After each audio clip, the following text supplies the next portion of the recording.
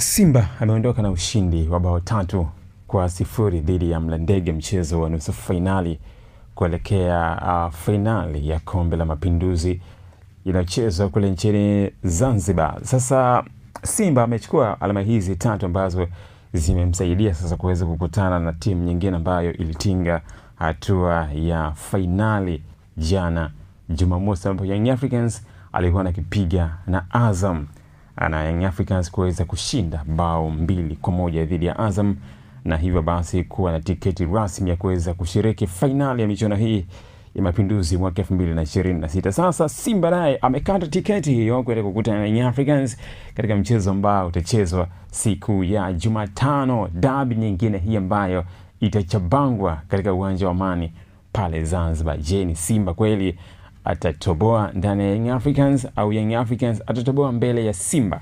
Sasa wacha tuone itakuwaje.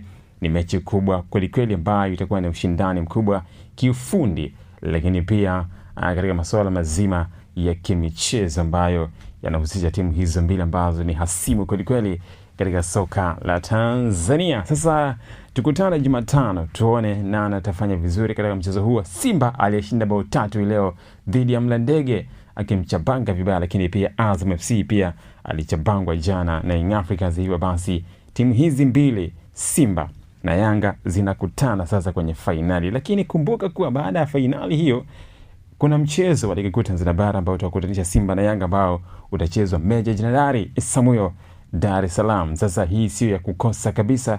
Endelea kufuatilia channel yetu ya Times 260 uweze kufahamu mengi zaidi yale ya kimichezo.